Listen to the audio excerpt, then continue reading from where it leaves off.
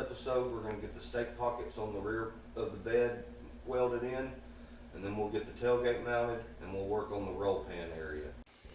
Okay, so I want to start in this one by somewhat getting the stake pockets figured out. I've got some tubing already cut with the angle. This is not a stake pocket. This is, I just had it laying around. I believe it to be part of like an old warehouse rack or something like that. I will wire brush the inside, spray it with some sealer and all that before I weld it on. I just haven't gotten that far. But I'm going to start by getting them put in, I believe, on this one.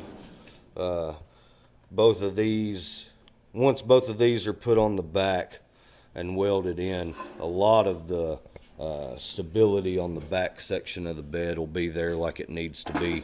And then also that's where we will mount our tailgate off of. Once they're welded on the sides here, they mount off. The tailgate hinge mounts off the back. Now I'll probably just make my own hinges. The way these tailgates work, they're just hollow in the bottom, and it's almost just a pivot point. You know, it's like a dowel that sits in there, and it bolts to the stake pocket. Sorry. So once we get the stake pockets on, then we'll be able to somewhat get an idea of mounting the tailgate. I didn't film any of it, but I have gotten this last rear frame brace put in and cleaned up and frame coated. I just done it earlier today. I had a little bit of free time and knocked out that. Not a big deal. That was pretty simple. So let me get. I know this rear panel, it's not necessarily straight. It does have a little bit of a bow to it, but I've noticed when I set the stake pocket up there, I can kind of pull it and get it out to where it needs to be. So that's probably what I'm going to do, and then I'm going to get the inside of the stake pocket cleaned up and sprayed with some sealer, and then I'm going to get this cleaned up so we can get it welded in. Alright guys, so I've gotten the driver's side stake pocket welded on. I haven't cleaned up any of the welds or anything yet. I'll do all that once I get the passenger side welded on.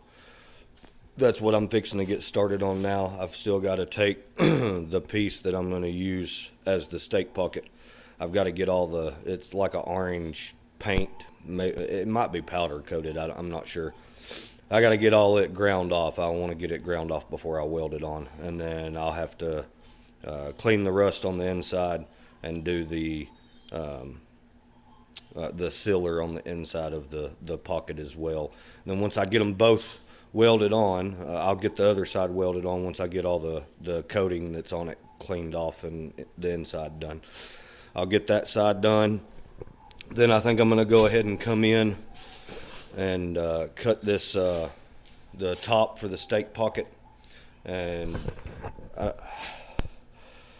I'm probably going to cut it a little long here, or I might just cut it in the center and down the sides and fold the top in and fold the bottom in. Not necessarily cut it out, but I'm going to cut it all loose and probably just fold it down in there. That way it's kind of a clean transition. Not really worried about the sides. There'll be a little bit that I should be able to maybe fold in on itself. If not, I'll just cut it because we welded the sides. I haven't welded across the top yet.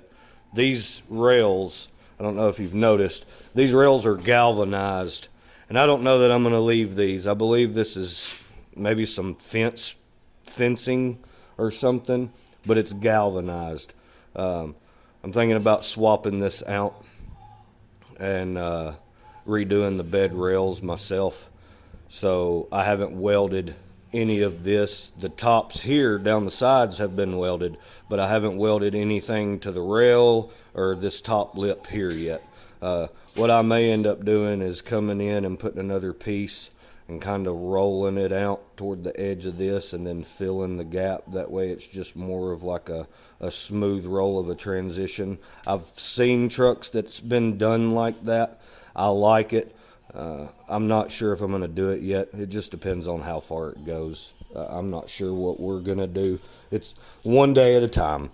I did get the fenders off. I had to get that one off to weld this front side, so I went ahead and dropped this side too. I got to get this all cleaned up, and I'll do that once I get the other piece cleaned up also. Then once we get both of those on and I get the tops cut, what I'll probably do on the tops, honestly, I don't know if I'll film it, but I might. I'm probably just going to come in here and drill a couple holes, or maybe one hole. But I've got the same little pneumatic reciprocating saw. I'm just going to use it and cut. I've got some smaller grinding discs or cutting discs that might work better. I may use that instead. I'm just going to look at my options and see if I got to come back in and weld because I went past where I needed to. I will. I'll weld it up and clean it up later. But I think it looks good, considering that there was no stake pocket. And then not only that, this bedside is nice and sturdy and stiff compared to this. See, it's got the inner structure for somewhat up the sides and the front, but it had nothing back here. So what I think I'm going to do when I put the tailgate up, I'm going to come inside, just inside the tailgate where it'll sit, and I'm going to take a piece of angle iron and either plug weld it or something just to the side of the bed here, so when the tailgate comes in, there'll be a lip here for it to set up against, and maybe it won't just sit there and flop. Maybe it'll give it some more stability. There's a little, it's almost like an indentation on the edge of the tailgate where it comes up and gets the sheet metal and sets toward the outside. So this edge will probably have to be cleaned up some. Neither one of them was cut very straight when they were cut. That one's, the one on the passenger side is probably worse than the driver's side here. The stake pockets might not be perfect as far as measurements between the fender and the stake pocket, but I am going to keep the measurement between the stake pocket and the rear of the bed, the tailgate, the same. I'm not sure what they're supposed to be. I've looked at a few photos. It's not very much. And I do know the stake pockets, they're not usually welded in solid like this. Usually they have the extra flange that folds over, and they're just spot welded on. I didn't want to go through all the extra hassle to weld a lip on both sides to spot weld them, so I just solid welded them. We'll clean those welds up, put a little bit of filler or something down them, and once it's all said and done, you won't ever even know they were fully welded. You'll think it was all part of it. No, you'll know it, but it'll look cleaner. It won't have that little extra metal flange on both sides sticking out, so I think it'll be a little cleaner. And I've been thinking on, there's probably going to be a video coming real soon of starting the drip rail. I think I'm just going to shave the drip rail. I'm gonna look at it a little bit more before I make my final decision. And the only reason I'm considering it is it's just going to be quicker and easier. It'll clean it up, and then, like I said in another video, I can come back in and maybe just put the little rain guards over the tops of the windows. I'll be happy with that. These don't stop a lot of water anyways, especially if it's pouring, you know. So this body line is what concerns me with me shaving this, because it continued and it followed the whole drip rail all the way around. So what I've thought of doing with this is maybe I can make this and do it myself, But I've also thought about feathering it out about right here where this seam is. Maybe come back and feather it down and letting that body seam fade out and just do a solid, clean roof line right here. That's my thought. I'm not 100% sure that's what I'm gonna do, but I'm thinking on it. Like I know I can get the drip rail replacement. Just trying to do it as budget friendly as possible, and I know I have enough just scrap sheet metal to do this. That's what that hood's sitting over there for. If I need any extra, I left it off the Ranger just to have a little bit of extra. It may not be the same thickness, being it's newer, it might be a little bit thinner, but it'll work for what we need. And I've got other stuff as far as sheet metal. That's not the only thing I've got, but I'm just saying, you never know when you might need a piece, and that was just going to go to the scrap yard. So, I'm going to get this other stake pocket cleaned up, and then once I get it cleaned up, weld it on, I'll cut you back on, I'll show you how it's going, and then we'll start getting the holes in the top of the stake pockets figured out and get the tailgate mounted. All right, guys. So this side was done. This side is also done. I just come in here with a little bit of I honestly believe it was glazing putty, but it was some 2-part. I come in here with some glazing putty and put it in on the welds after I ground them down. What I'll do, they're going to get a good little coat of body filler anyways, so once this is sanded down, if most of it's gone, so be it. I ain't worried about it because, like I said, the majority of the truck's going to have a skim coat of filler when it comes down to it. So I'm not concerned about that. I personally know people that's used glazing putty just to cover weld seams before. I know it kind of works, so we'll see how it works on this. I'm not too concerned, but we got that on. I think they look great. The bed is very sturdy compared to what it was. I've got the tailgate set out, and I think I've got an idea figured out for a way to mount it. I'm not going to buy the tailgate mounts. I'm just going to make my own. So what I've done, I had an old jack handle. I cut 2 sleeves. This will be what it hinges on. They just slide up both ends.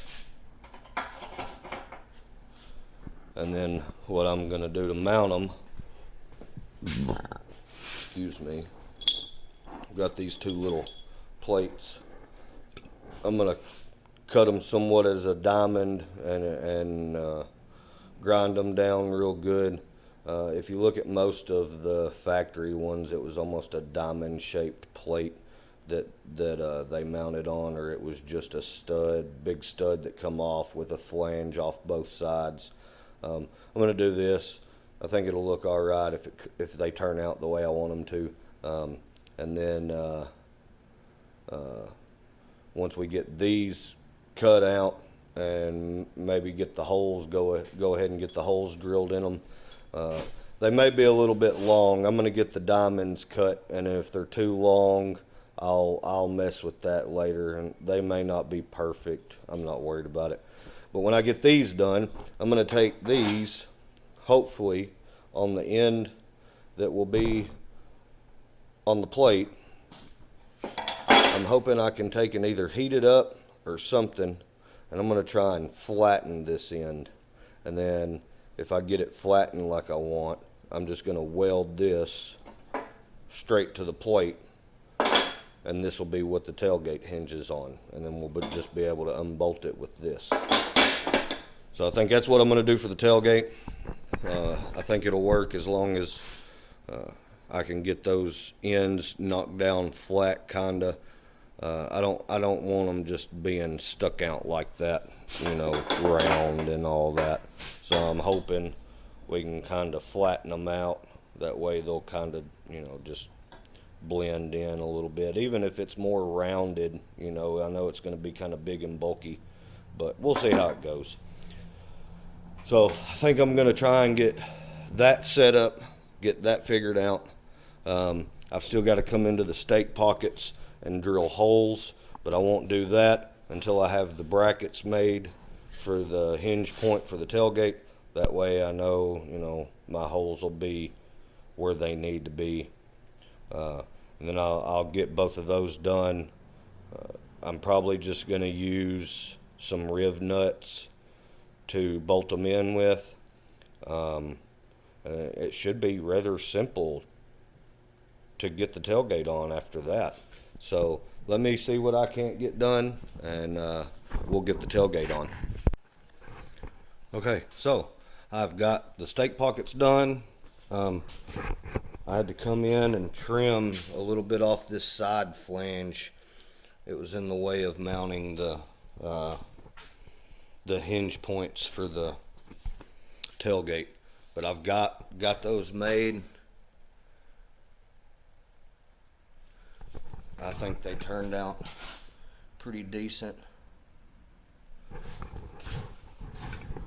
Tailgate, it's a little tight, but I've still got to get chains put on it. And once I get chains put on it, what I've thought about doing is taking those sleeves back, or those the hinge points back off, and maybe take my cutoff and run it down the center of it on, you know, just on two sides instead of just one. And that'll give that thing a little bit more play off in there. This side is tight, that side, the driver's side's not. So I don't know if maybe it's just some rust buildup on this side, and maybe after some use it'll work free. I did have to take and spray it with some penetrating fluid, you know, put it in there and twist it quite a bit to get it to move and slide in and out. At first it didn't even want to go all the way in, but I think it looks good. I'm gonna figure out like a filler panel for here that'll drop down so far, and then we'll come back in underneath and do a roll pan. I know I'd said I was gonna do the roll pan in this video, but I think I'm gonna have to get some metal. I'm not quite sure if I have any metal that's wide enough, and I'd really not have to put a weld seam in the center if I don't have to. So I'm probably gonna pick up some metal before I do the roll pan area. And we can also wait until we get, make sure all the fenders are mounted for good and all that, because however we do the roll pan, it's going to have something to mount to underneath. I don't want it just flapping in the wind. So we'll have like sides on both sides, like a little filler panel that goes in behind the fender, and then it'll just roll up under that filler panel. I think the tailgate and stake pockets make the truck look completely different.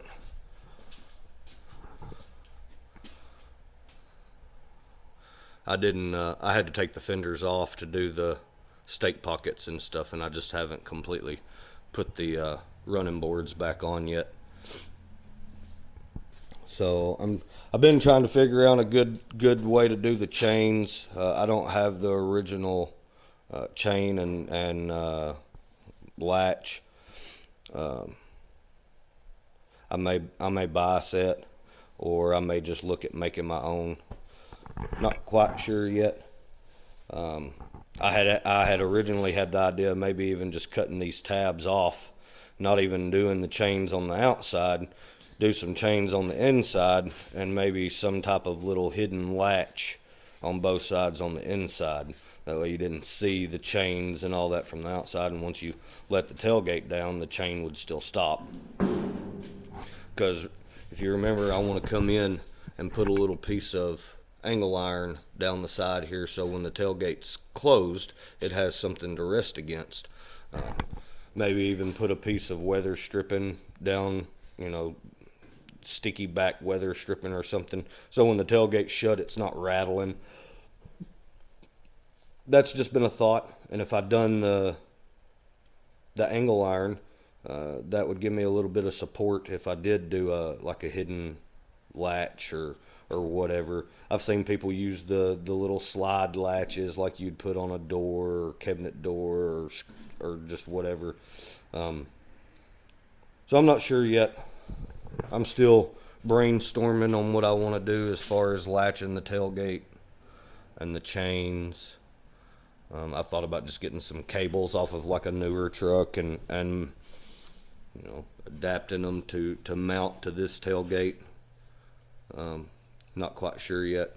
Like I said, I still got to come in, and there's a filler panel.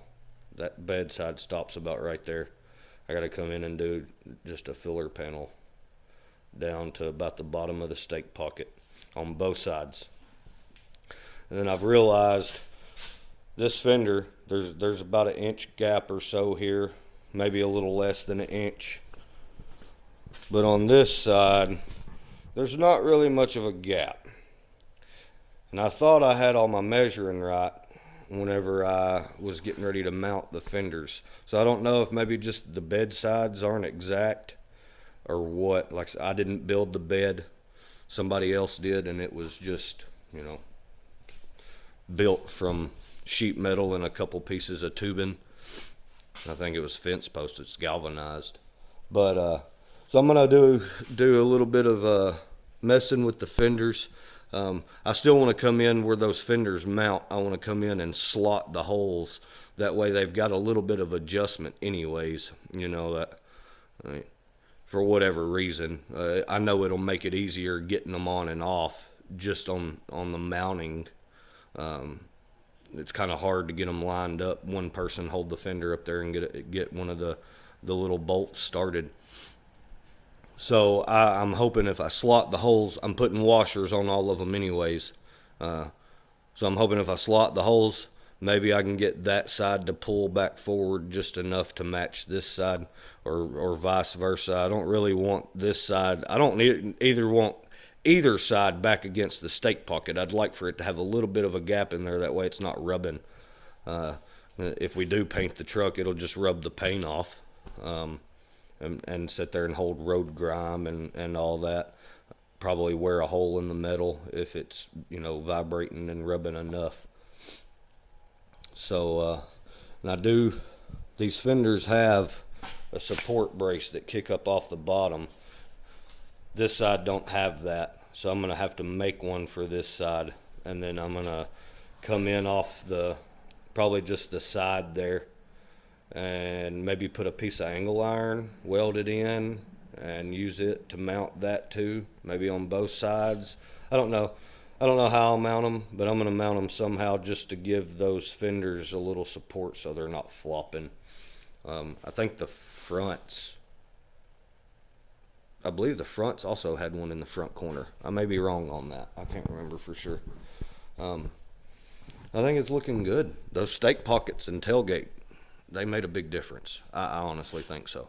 And then I'm not quite sure. I know I had said in the previous video that we was thinking of going with a 460 big block. After doing some research and stuff, the wiring harness and computer for that's like $800 to $1,000, and I just don't know if I want to dump that on a computer and a wiring harness for that.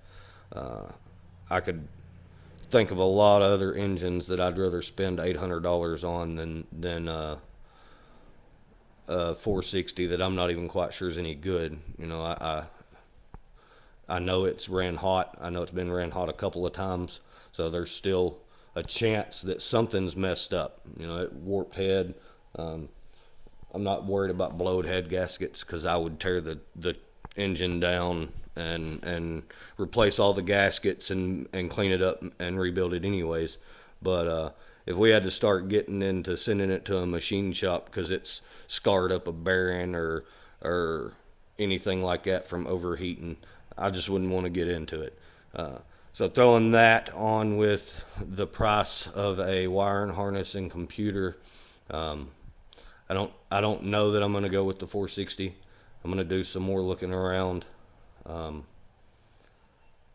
Basically, it don't have to be a Ford. I don't want to be the guy that doesn't put a Ford engine back in it or a Ford powertrain back in it. But at the same time, I don't, as long as it's a good driver, that's really all I'm concerned with. But my main preference is I would like for it to be a V8. I know I had said something about doing the original like V6, the 3.0 or a 4.0 out of the Ranger, but the truck don't need a V6. It would be great on gas. It'd be good to drive, but that would be about it. It's not going to have the sound that it would need to have. I'm not saying I'm going to build whatever motor we decide to put in it crazy anyways, but I want it to have a good sound. So I'm going to do some research.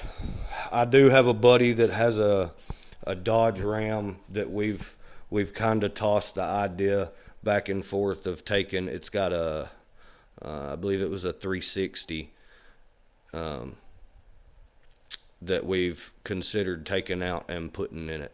It runs and drives. It needs a computer though, but I've had the thought of just carb swapping it. If I carb swapped it, I wouldn't necessarily need the computer. I could just get away with running the carburetor and, you know, the few wires and whatever that you would have to run for all that. I'm going to do a little bit more research, but I'm not sure yet. So if you have any ideas engine-wise, let me know.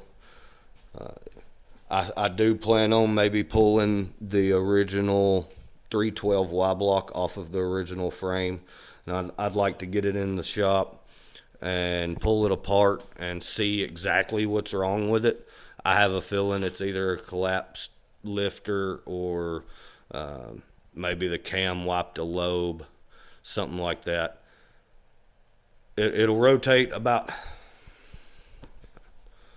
3/4 or so, maybe a little more than 3/4 of the way all the way around, and then it's solid.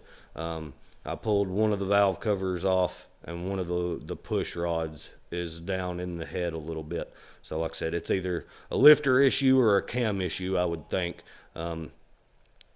unless it's just a broke lifter, but there would be other issues that would follow that, I would think. I know the 312s aren't really good on oiling on the top end and having issues of their own, and then when you start to try to machine on them, you know, I've read of the cam journals not even lining up anymore once you pull the old cam out, and I don't want to have to go and resize for a cam and run oversized bearings or undersized bearings or anything like that just to throw a motor in it for now. So I don't know, guys. If you have any ideas, let me know for sure. I'm not sure if this is going to be the end of this video or not. I might wrap this one up and get an idea of what I'm going to start on next. I'm going to have to get some sheet metal for the roll pan area. I've probably got enough to do these little side sections, but I feel like I should just do the roll pan and side sections in the same, and then maybe the fronts. I could probably do those now. I got to get the running boards back up and then see how much we need. This should have had a flap come off the bottom, a 90-degree lip that come off the bottom up under the bottom side, and it does not. And it would have been the easiest way to mount that filler section between the bed and the running board. So I may just come in and weld that piece back to the bed, clean it up real good, maybe run a brace or something behind it on this corner side here, on the front corner, just to give it some sturdiness and so it's not flapping. And I might just leave it like that. I'm not quite sure yet. So, but I'm going to call it a night, I think, on this one. And then we'll either start back off fresh tomorrow, or this will be the end of this one. I appreciate everybody watching. Don't forget to like, share, subscribe. Thanks, guys.